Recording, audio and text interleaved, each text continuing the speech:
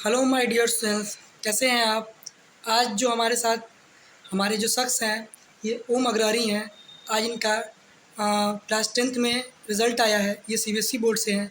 इनका 82% है। और सबसे बड़ी बात जो मैं आपसे शेयर करना चाहूँगा इनके बारे में, ये इनका जो परफॉर्मेंस था क्लास 9th में मैंने जो ऑब्ज़र्व किया वो एवरेज था। बहुत अच्छा तो मैं नहीं कह सकता, लेकिन एवरेज था। लेकिन जो इन्होंने परफॉर्मेंस इम्प्रूव किया उसका मैं कायल हो गया हूँ आज। इनका मैथ्स में 100 में कितना है? 84। 84 मार्क्स इनका मैथ्स में है। और जब ये क्लास 9th में थे तो मैथ की जो कुछ बेसिक कॉन्सेप्ट्स होते हैं ये इनके क्लियर नहीं थी और बहुत ही परेशान रहते थे मैथ में। और इनका मैथ में बिल्कुल इंटरेस्ट ही नहीं था, ये पढ़ना ही नहीं चाहते थे। और कई बार तो ये बहुत लापरवाही भी करते थे, होमवर्क के पेज वगैरह फाड़ देते थे और क्वेश्चंस करना नहीं चाहते थे, क्वेश्चन को रट लेते थे। बट आज मैथ में जब इनका 100 में 84 मार्क्स आया है तो आइए हम इन्हीं से जानते हैं कि इनके पढ़ाई की स्ट्रेटजी क्या थी और इन्हें क्या लगा। ओम, बताइए कैसा लगा आपको? सर आपका मैं 10th में मतलब 9th में मेरे को पूरा बेसिक्स वैसे क्लियर नहीं था। ठीक है। आपसे मैंने पढ़ा, सारा बेसिक्स मेरा क्लियर हुआ। फिर 10th में मैं आया तो 10th में मेरे को शुरुआत में बहुत प्रॉब्लम होती थी। ठीक। लेकिन सर मैंने जब पढ़ना स्टार्ट किया, मैंने एक्चुअली अगस्त से सही से पढ़ना स्टार्ट किया था। जब मैंने अगस्त से पढ़ाई स्टार्ट किया तो जितना आप क्वेश्चंस बताते थे, तो आप जब एनसीईआरटी से बताने के जाते थे तो अपने से आर डी शर्मा या फिर आर एस अग्रवाल जो भी हम रखे थे उससे हम सारा सॉल्व कर लेते थे, ठीक।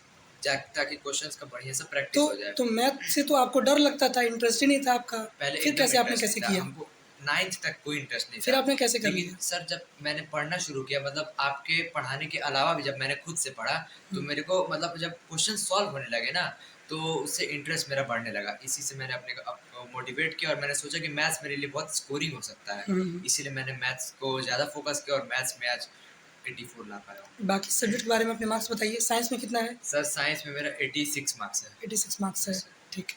सोशल और साइंस सर में कितना सोशल है? साइंस में 86, वेरी गुड, अच्छा मार्क्स है। हिंदी में 81 है और इंग्लिश में 79 है। ठीक है। तो ओम, आप ये बताओ, आपको उम्मीद था कि आप इतना मार्क्स पाओगे? सर मैंने मेहनत तो किया था थोड़ा सा, मतलब और का ही, क्योंकि मेरा साइंस का पेपर थोड़ा सा गड़बड़ हो गया था। अच्छा, मतलब अच्छा। मैंने सोचा था गड़बड़ हुआ है, लेकिन उससे एक्सपेक्टेड से थोड़ा आया है ज़्यादा ही। तो मेरा एक्सपेक्टेशन 85 टू 90 था, लेकिन 82 आ गया, तो इससे मैं सेटिस्फाइड हूँ। मतलब उतना भी सेटिस्फाइड नहीं, सेटिस्फाइड हूँ लेकिन। अच्छा, ठीक है। Yes sir.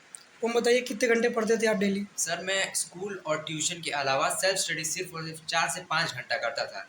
उसी में मैं सारे सब्जेक्ट, जैसे डे वाइज मैंने आज जैसे 3 सब्जेक्ट कवर कर लिए, टोटल 6 था, तो मैंने आज जैसे 3 सब्जेक्ट कवर कर लिया, फिर हुँ। उसके बाद कल मैं बाकी 3 कर लेता था। ऐसा नहीं कि एक ही दिन में सारा, अच्छा, ज़रूरी नहीं है, लेकिन जैसे थोड़ा ही थोड़ा करे, लेकिन जो भी थोड़ा करे बहुत। वो थोड़ा सॉलिड होए। हाँ। मतलब जो भी, मान लीजिए अभी मैं पढ़ा हूँ, कोई अगर आप ही आगे पूछ लिए दोबारा, तो एकदम मतलब याद रहना चाहिए, तो भूले नहीं। मैथ के क्वेश्चन जैसे आपको नहीं आते थे, यस। तो जब आप सॉल्व करते थे, तो आप डिमोटिवेट नहीं होते थे कि मुझे तो ये आ ही नहीं रहा है, मैं मैथ बिल्कुल सर नहीं मैं पढ़ पाऊँगा? डिमोटिवेट बहुत होता था जब मुझे क्वेश्चन नहीं आते थे। आप बता के जाते थे, आप दोबारा तिबारा बताते थे, तब भी मेरे को नहीं होता था, तो मैं डिमोटिवेट होता था।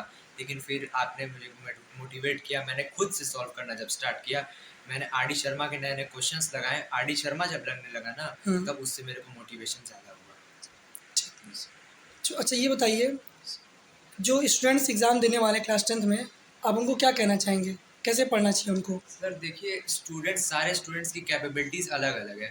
मेरी कैपेबिलिटी थी कि मैं जल्दी कैच कर लेता था चीज़ों को, ये तो तो है। मेरे लिए 4 से 5 घंटे बहुत थे, और मैं एक पेपर के टाइम पे लगभग 6 से 7 घंटे पढ़ता था, क्योंकि अच्छा। स्कूल रहता नहीं था और ट्यूशन का भी उतना नहीं रहता था, इसलिए 6 से 7 घंटा सिर्फ और सिर्फ सेल्फ स्टडी करता था। और ऐसा नहीं है कि आप डेली एक मतलब एकदम ज़रूरी है कि सारे के सारे सब्जेक्ट्स पढ़ो।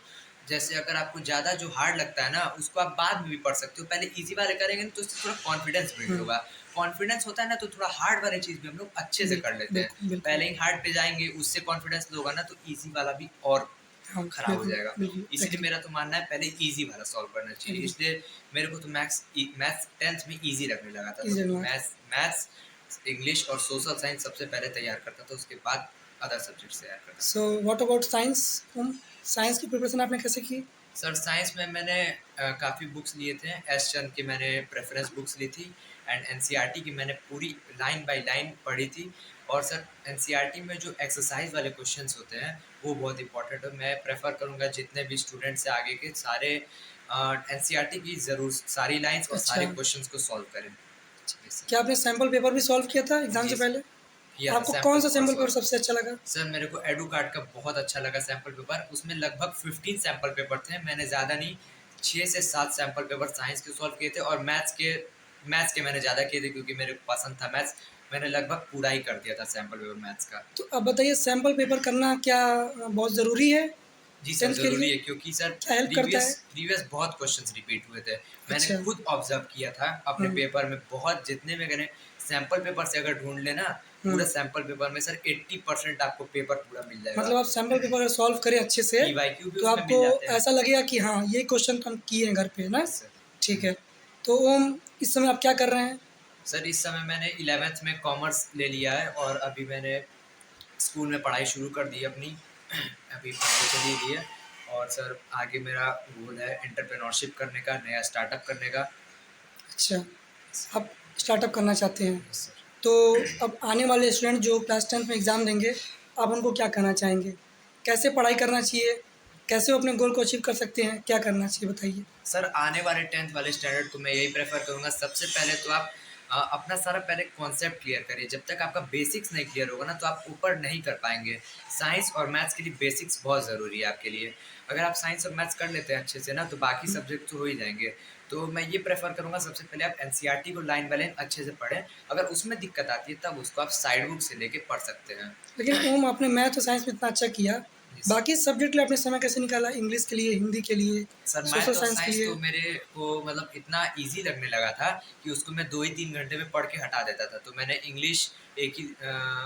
इंग्लिश तो मैंने लास्ट के 1 या 2 मंथ्स में पूरा कवर किया था, ठीक और हिंदी तो लास्ट के डेज़ में कवर किया था। एग्ज़ाम फर्स्ट हिंदी का था, तो 10 दिन पहले से मैंने हिंदी का पढ़ना स्टार्ट किया था सर। ठीक है, ओम, ये ओम अग्रहरी हैं। मैं इनके बारे में आपको बताना चाहता हूँ। मैंने खुद बहुत इनको करीब से देखा है मेहनत करते हुए, इसलिए मैं इनका इंटरव्यू आपके सामने ले रहा हूँ।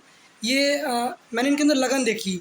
शुरू में तो ये बहुत ज़्यादा लापरवाह थे, मैंने आपको बताया ही, बट बाद में मैंने इनके अंदर पढ़ने की लगन देखी। ये बिना कहे, मेरे बिना कुछ बोले, ये पढ़ाई के एक-एक क्वेश्चन कॉन्सेप्ट को क्लियर करते थे, और मैथ के नए-नए तरीके ये मुझे बताते थे कि सर ये क्वेश्चन ऐसे सॉल्व होता है। तो मुझे तो उम्मीद था इनसे, बट मैंने उस समय इनसे कुछ नहीं कहा, क्योंकि शायद वो पहले से प्रत्याशा करना गलत होता है, बट इन्होंने कर दिखाया। जो एक्सपेक्टेशन हम लोगों ने किया था, कहीं उससे ज़्यादा ही इन्होंने किया। तो ओम, आपको बहुत-बहुत शुभकामनाएँ थैंक आने यू वाले सर। भविष्य के लिए, और आप बहुत अच्छा करें, और जो आप करना चाहते हैं ज़िंदगी में वो करें। Thank you sir. ठीक है?